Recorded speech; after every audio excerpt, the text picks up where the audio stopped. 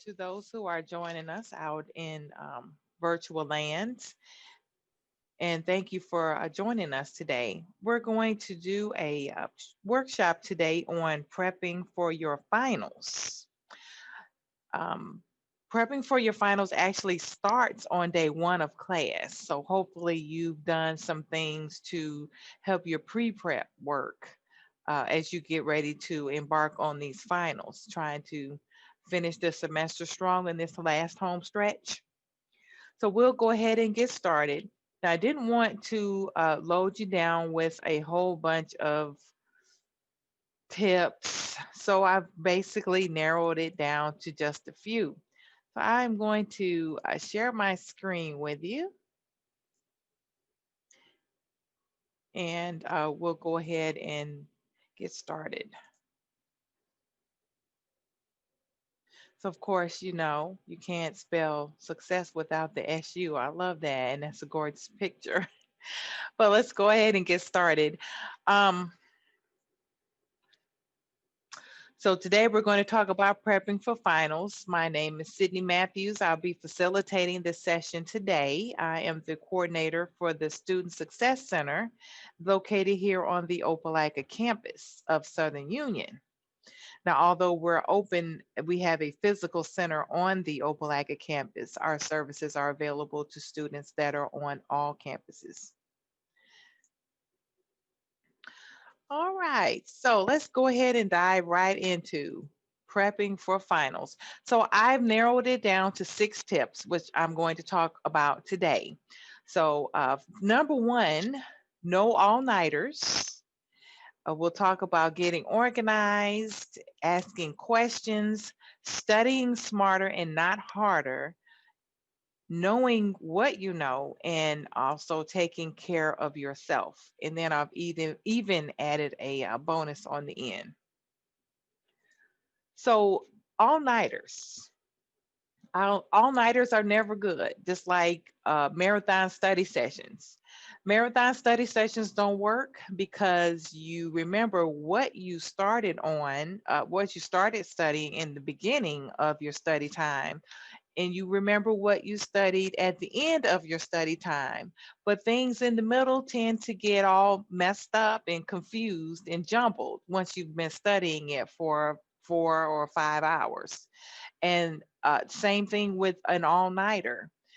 They don't work, and they're not optimal for studying because like there are consequences. What if you study all night and you oversleep and miss your final?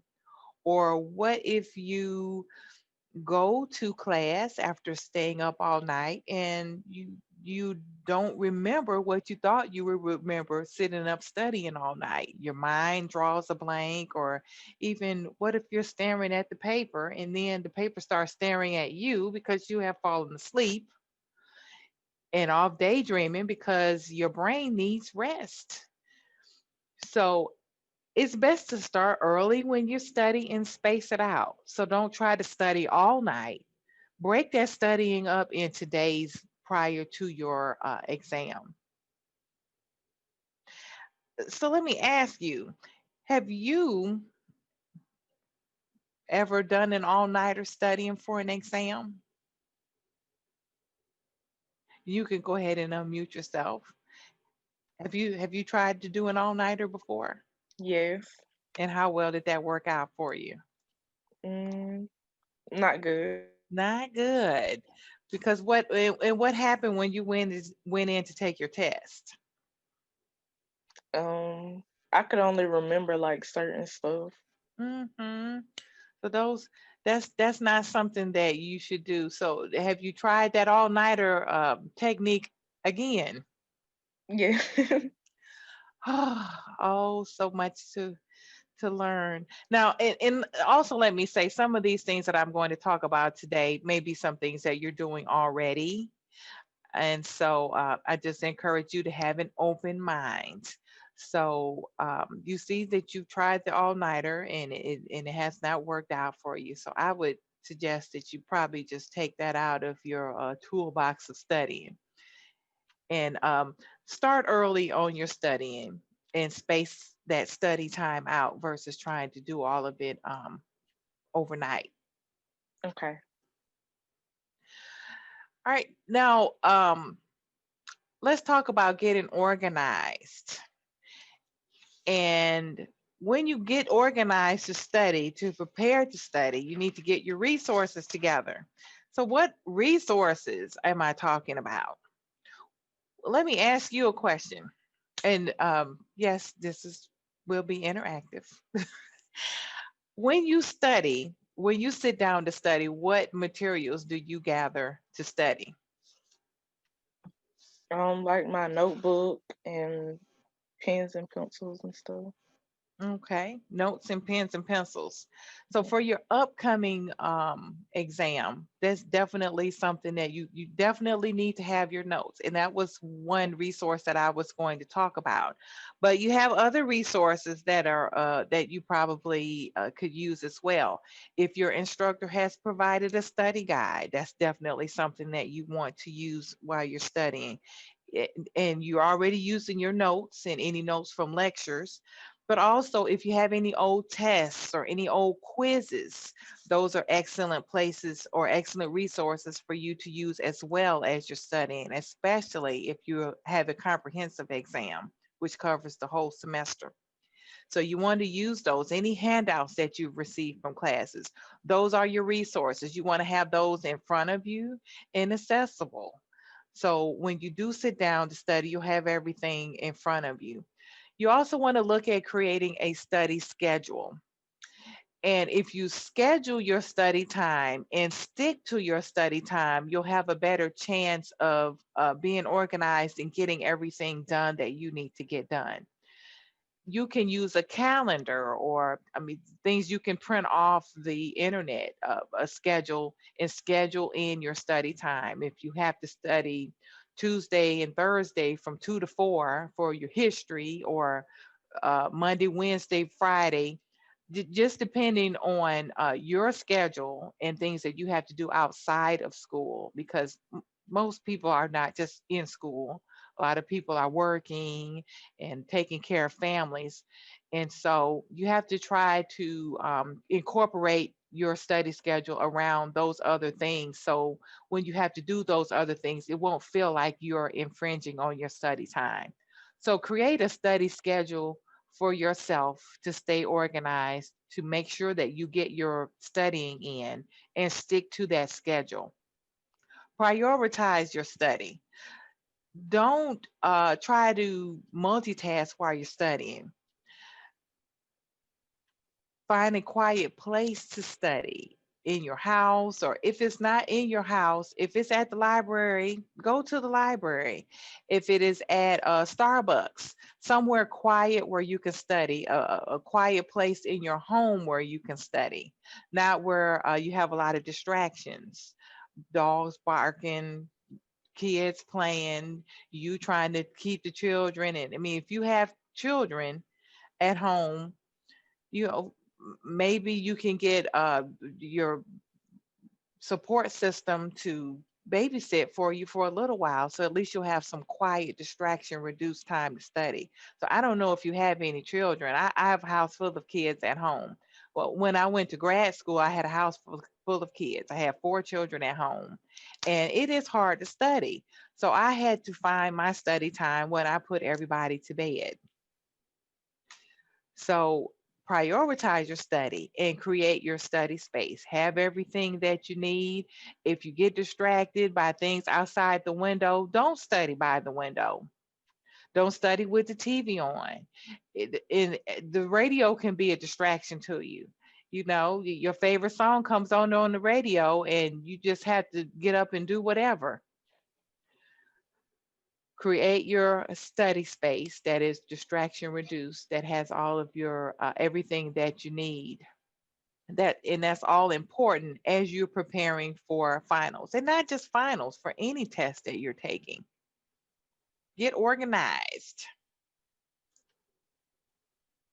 Now you also want to ask questions. Now when you're studying, you may run across some things that you're some terms or processes that you're not familiar with.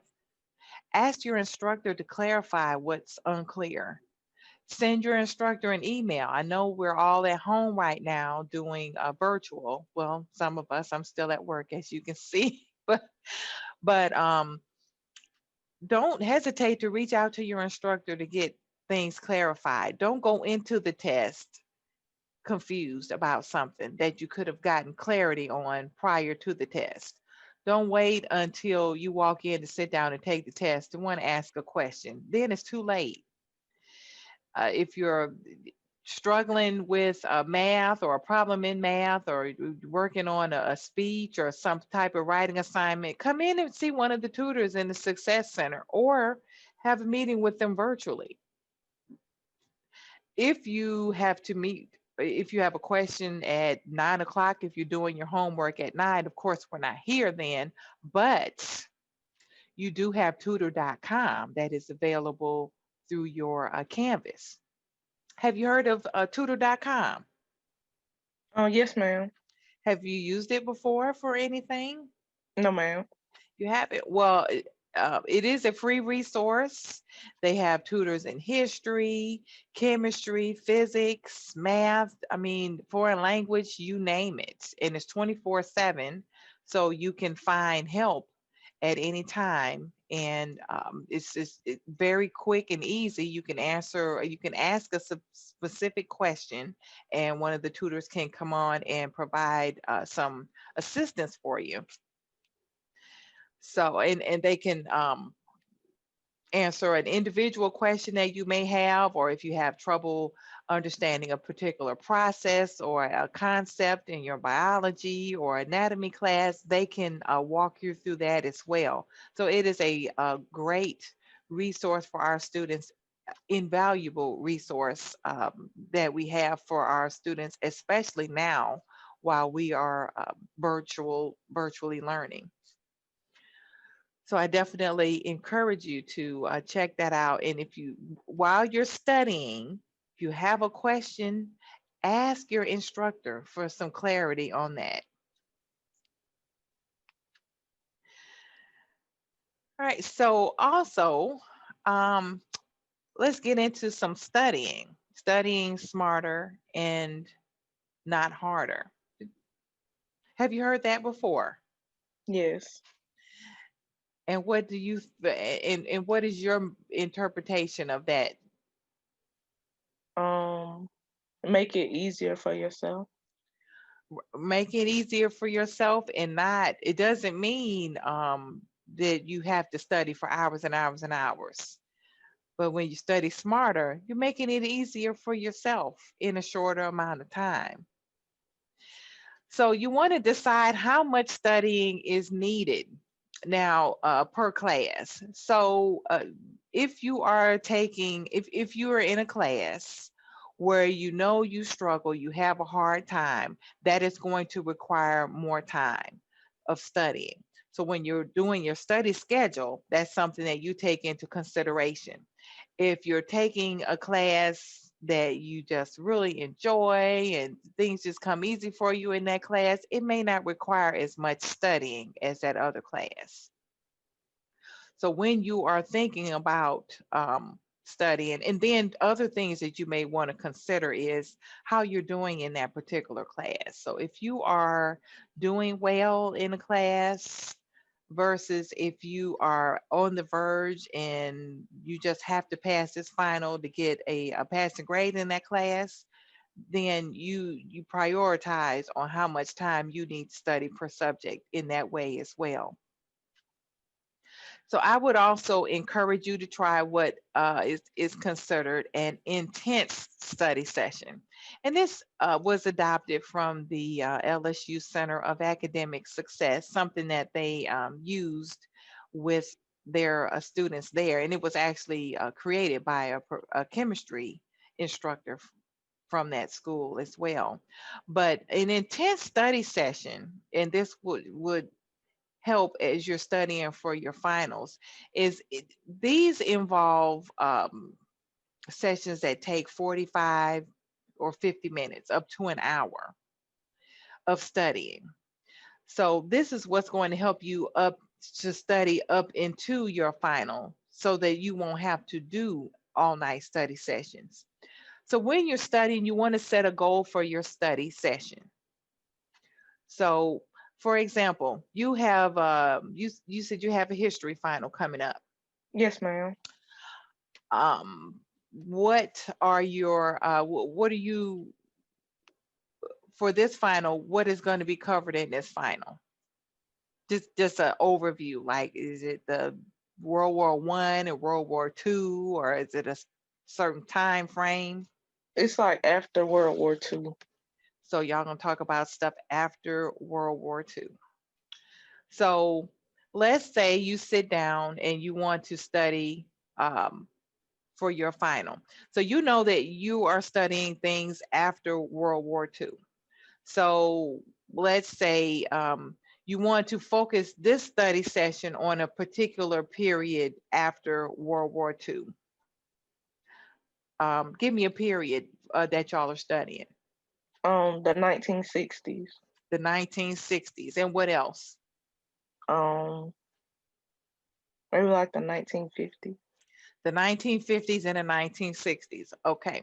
So let's say for the study session for today, we're going to set a goal to study the 1960s. So you have a focused study.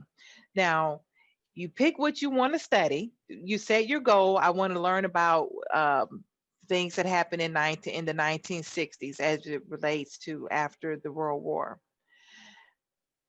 And now you're going to study with focus. When I say study with focus, we are talking about looking at the material, interacting with the material. You want to organize it. You want to look at your notes, fill in any things that you might have missed, reread your notes, reflect. This is where you ask yourself the who, what, when, where, and why questions so that you'll be able to relate those things together. And this takes maybe 20, 25 minutes. Once you've done this intense study and you're focusing, instead of you not just reading your book and reading your notes and looking at everything, you're looking at this specific thing. After you've done your studying with focus, you want to reward yourself, take a little break, and then you want to come back and review what you've just learned. So this is considered studying smarter, because instead of just reading over a whole bunch of stuff, you are focusing your study on a particular area versus, just getting your book and reading over. I'm just going to read my book and go over my notes. And we'll talk a little more about what to do with this study session probably in our next section, talking about what you know. But I would encourage you to try this intense study session, and I'll add a copy of this PowerPoint so you can go back and look at this for yourself to try to implement. Instead of just reading over your notes for the day, set a goal of what you're going to study and stick with that and study with focus. All right, did you have any questions about the study session, intense study session? No, ma'am. Okay. That sounds like something you may want to try. Yes, ma'am. And especially with this history, because there's a lot of information that you have in history, and you have to be able to put that information together, make some type of so you can relate to it in order to remember it to take the test. Because history, for some, it's not fun. I don't know, you may be different and you may enjoy history. I've probably talked to two people who have really enjoyed history, but for the rest of us, mm, we can take it or leave it, but it's something necessary in order to move on to the next level. So, and you want to do as well as you can. So, all right. So let's talk about knowing what you know. So you've done your intense study session, and we'll talk about some tools that you can use in your intense study session. So number one, you want to make sure that you're using your resources. Take a look at that syllabus, because that syllabus is going to outline all of your learning objectives. So if your instructor didn't give you a study guide, look at your syllabus to see what you're supposed to learn in that particular section, and that is what is going to be on your exam. It's good to study with a buddy or even have a group study. Are you do you have any group studies in any of your classes that you're in No, right ma'am. now? No? And why is that? I don't know, I guess because everything online. So are you, all of your classes are online? Yes, ma'am. Okay. Well, I would encourage you to, and you can even study and hook up with people virtually in your class, because y'all are on Canvas. Y'all know who's in the class. Y'all can, communicate that way, see who's interested in having a study group. But having a study buddy is awesome, because like, you can, while you're testing yourself to see what you know, you can create practice tests from your notes. They can create practice tests from their notes, and y'all can test each other.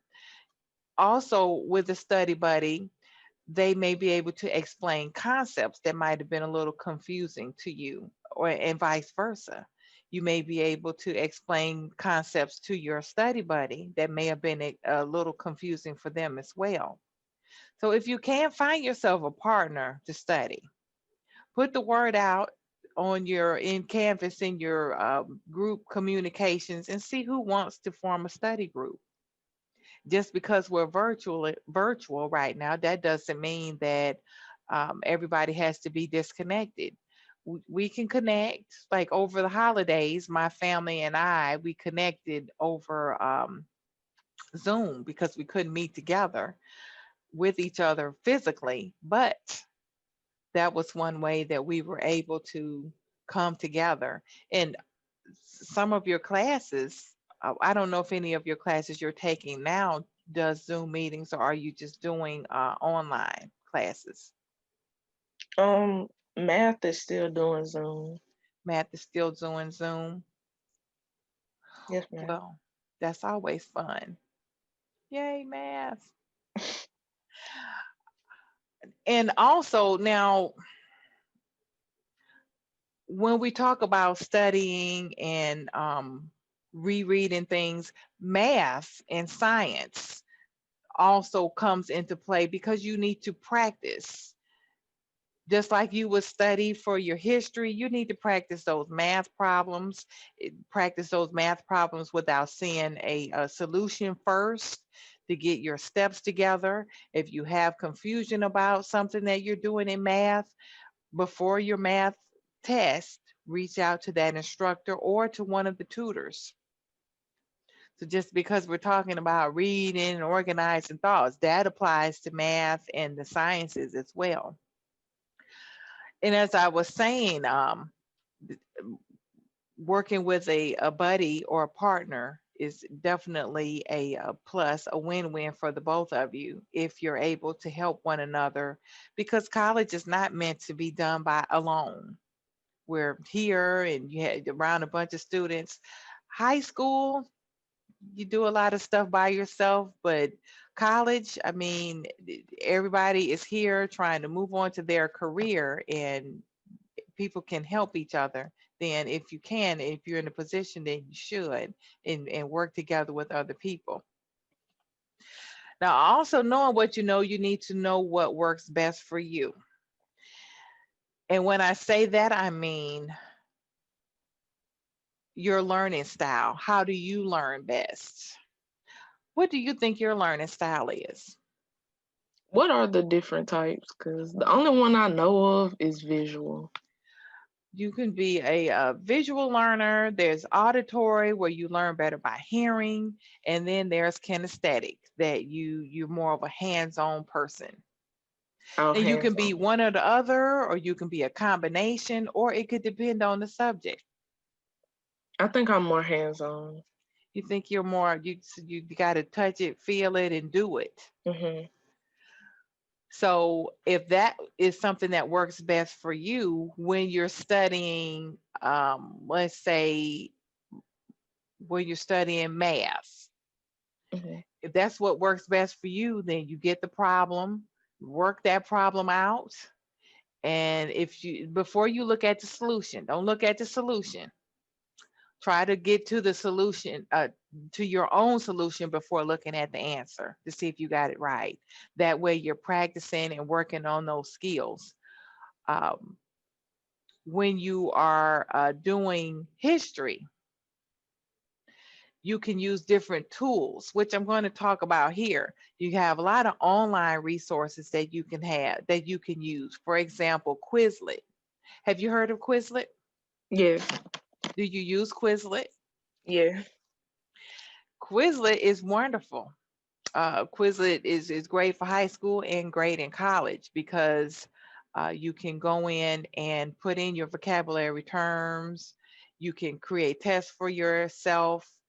And do you know of any other online resources? Um, What do you use for math? Do you have an online resource that you use for math? Math play. Math Place, and there's Khan Academy, um, Hippocampus. There's a lot, and I'll include this list that I ran across of online tools that are free that help you to prepare for tests and even have some study materials on their website for you. Now, I like Quizlet because you can personalize Quizlet um, to your own. Quizlet is mobile, it's on your cell phone, you can take it anywhere. I also like note cards. Do you use note cards when you're studying your terms for history? Yes, ma'am. You do? How many note cards have you made for this section that you're about to take a test on? I haven't started yet. When is the test? The test is I can take it from the 7th through the 11th.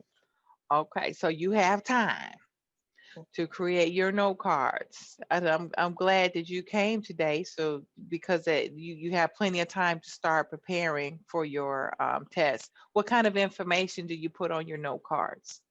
I put it like if I have to remember a date or if I have to know somebody's name and like what they did or if I have to remember like the meaning of something.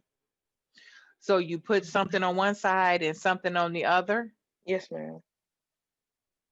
What about when you are doing definitions I or put defining like terms? the definition and then the answer on the other side. Now, let me ask you this. When you are writing terms on your card, where do you get the definitions from? From my notes. From your notes. Now, is this what the instructor is telling you what the definition is? Yes, ma'am. And are you one common mistake people make when they're doing note cards, and not saying that you do this, but one thing I've noticed that makes it hard to understand and learn terms is that they do the note card and then they write down verbatim what the instructor has said the definition is. And it may be even words that they don't even use, they don't understand, but they just write it down word for word and try to memorize that definition word for word. When you're doing note cards, it's best to, I mean, if you put it, if you use that definition, but you need to put that definition in your own words, in your own terms, so you can understand what you've written, so that you're not trying to memorize what the instructor said the definition was, but you're remembering what you said it was. It may use a bunch of fancy terms that you're not familiar with. So what good is it if you write it down and have all these terms that you don't even know what they mean versus getting that and understanding and writing it in your own words so you can remember? Mhm. Even using your own phrases, your own language. Somebody was a womanizer. You're not gonna say that Napoleon was a womanizer. In your terms, what would somebody your age say about somebody that's a womanizer? They gonna call him a player, or from a player from the Himalayas. Oh, I'm sorry. You probably don't. That's Martin. You probably don't know about Martin. Talking about Jerome. Who's sweet on the Rome? No, you okay, never mind. Anyway, um, write the note cards in your own words, annotate it and just and write it so that you'll understand, not the terms that the book says or that you found on the internet. I mean, you can do that, but you need to annotate and put what it means to you so you can remember it. um, when you're studying, it's best to find out what you know. And you can do that by creating practice tests for yourself. Once you create that practice test, you find out what you know versus what you don't know. So then you don't spend a whole lot of time on stuff that you don't know. I mean, stuff that you know. And just for example, I had an eighth grader. No, he was in the seventh grade, and he had to take a test on the periodic chart. So, and it was about 20 elements that he had to learn. And he swore to me, I study, I got it, I'll do it. I said, okay, that's fine. So I let him, and he took the test, and he got a 20 something on the test. So they had to take another test on other elements. So this time I studied with him. So what we did was I let him study for a few minutes, and then I gave him a practice test on what he knew. I found out the ones that he knew and the ones that he didn't know. So out of the list, he probably didn't know about 7 of them. So we focused on that 7. And then he looked at the whole list again, and then I gave him another quiz, and he knew all of the terms this time. Instead of us just looking at the list and just going over that whole list, that's a waste of time. And that's what people do sometimes. But if you don't know what you know versus what you don't know, you'll just be in that cycle where you just read over everything versus focusing what you don't know. So he took his test the second time. And how do you think he did? Better. He did better, but he got about a 45 or 40 something. He didn't pass. So I'm like, he knew everything. Why didn't he pass the test? So we had parent teacher conference, or we had open house that next night. And I spoke with his teacher, and I asked, well, did he need to know how to spell everything correctly? And she said, yes. So what you think happened for the third test that we had to do? Had to work on the spelling. We worked on this. We worked on the elements. So I let him study. Then I gave him a quiz.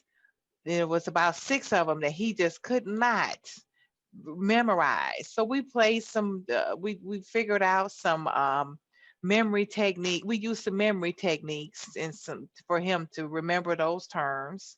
And then we also, you're absolutely right, we worked on the spelling. So this time, when he took his test, he got almost a 90. 2 things we learned. We did the practice test so we can figure out what he didn't know, so we wouldn't waste a lot of time studying the whole list of words. And then number 2, follow the directions, know what you're supposed to be doing. Had we known from the beginning what he was supposed, or excuse me, let me rephrase.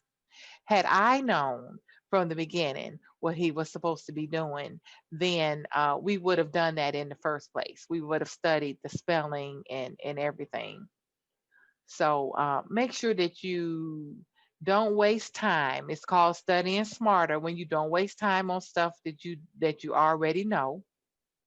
And how do we waste time on things that we know already? When we get our book or look at our notes and just read over everything. See, that's when you are looking at the intense study session and also creating practice tests for yourself from your notes. That's going to cut a whole lot of time off of your studying when you know what to study. Another tool that is great, especially for biologies and or even I mean for history, sciences, social sciences, is concept mapping. Have you ever heard of concept mapping? No, ma'am. No. Okay. Concept mapping helps you to find out what you know versus what you don't know as well, because you are and I'm going to show you a picture. Can you see this? Yes, ma'am. This is a mind map here. So what you do, you put your key term here, and then you just basically spit out facts about what you know um, about that particular area. So let's look here.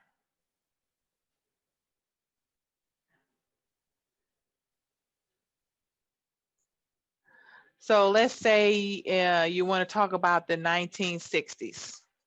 So you put 1960s here. Tell me some things about the 1960s that you are working on in your history class.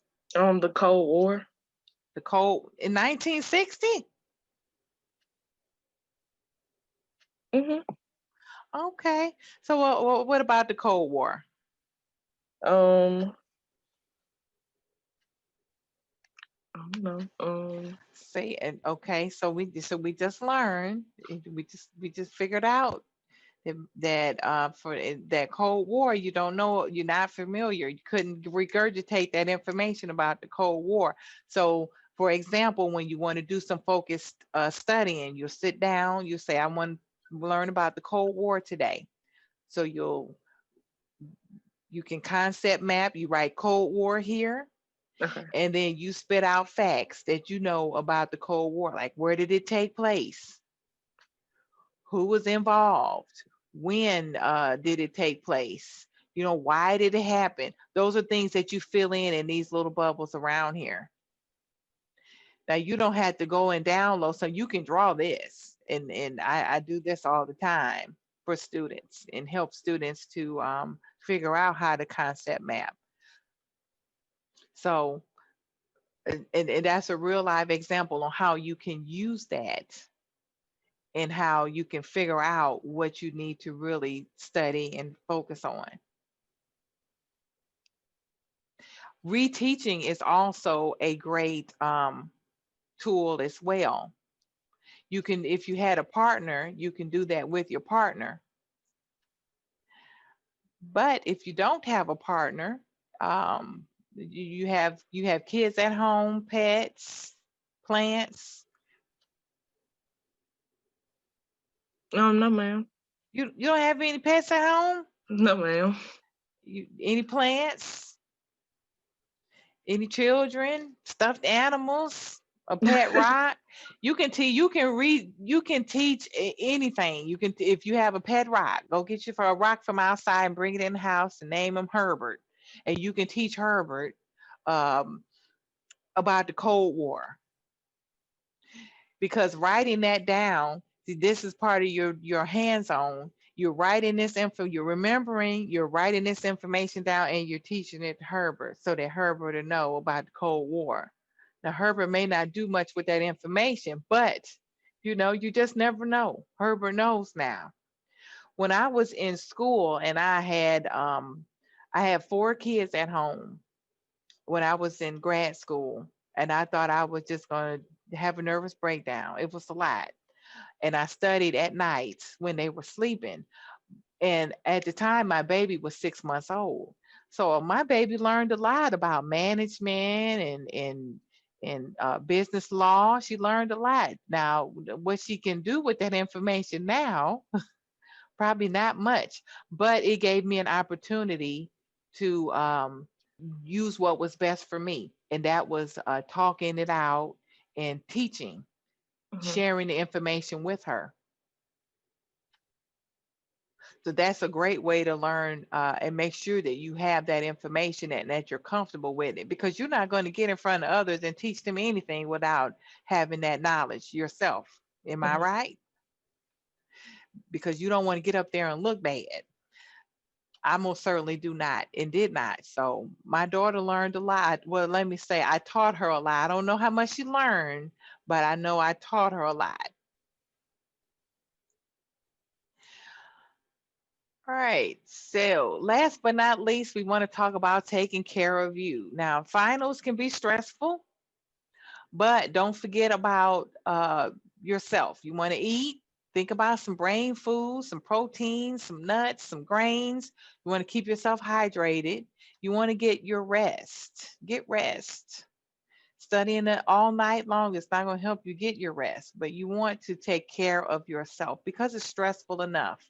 Know your limitations. When is it best to study? If you're not a morning person, don't get up in the morning and try to study, because it's just, just not going to work out well for you. If you're a night owl, then study at night when it's best for you to study. If you study best when it's quiet, then make that happen. If you can't study and multitask, which you shouldn't, then don't. Don't study on an empty stomach. Eat first. Don't study when you're tired. Take a nap if you need to. And remember, the weight of the world is not on your shoulders. If you don't pass the test, the world is not going to end. The sun is going to come up the next day, and you'll live another day. What's the worst that could happen if you don't pass the test? Uh, you could fail. You can fail, but is that the worst thing that could happen? No. No, it's not. Some people go into the test and they're so stressed, and that doesn't help either. Like, the world is not going to swallow you up in a hole if you don't pass this test. Other things may impact whether or not you pass, but don't allow yourself to be taken out before you even have the chance to take the test by stress. Take a deep breath, breathe, and start your test. So I did say I had a bonus for you. Okay. Some tips for test taking. So when you sit down and take your test, what's the first thing that you do? That you do? Um, go through the test questions. Okay. Did you read what I said on that first one, or you just that's what you do? That's what I do. That's good. You go through and you review the number of questions that you have and the types of questions. What types of questions normally do you take you a little more time? Normally if I have to like write out something, Short like answer or essay? mhm. That takes additional time. So you want to manage your time. Answer all the questions that you know first. Go through that test and stuff that you know, go ahead and answer it. And the suggestion, and you probably heard this before, go with your gut. That your first thought, go for it. Unless you find a reason, and you find a reason on the test to give you a reason to change your answer. And I say on the test because sometimes, when you read through the test, you can find answers to other questions that's on the test too. Now, some instructors are really good, and they don't, they won't give you an inch, but sometimes you can find answers to questions in other questions that are on the test. Use the process of elimination. You just can't decide, well, it's not this one, it's not that one, so it's got to be this one here. True or false questions, you have a 50-50 chance. So read through that question. If any part of the question is false, then the entire statement is false. Look for those special words like always or never. Mm-hmm. If that doesn't apply, then um, any part of the question that's false, the entire statement is false. What are some other things you do when you're taking a test? When you sit down to take your test that I haven't listed here that I can add on to my list of stuff? If it's multiple choice, oh, never mind. You already did that one. Okay, multiple choice. I was about to say process of elimination. Mm-hmm. But yeah, oh, and it's also important to read the instructions. Mm-hmm. Look at every page. I don't know if you've ever taken a test and you've gone through that test. You have plenty of time at the end of the test, but you forgot a whole page. Have you ever done that? Yes. That would be a nightmare on a Mm-hmm. final. Like y'all get to talking after the test. Well, did you answer number 26? What was your answer for that? And you like it was a number 26. So yes, like make sure that you look at all of the pages front and back to make sure that you do not miss any questions on that test.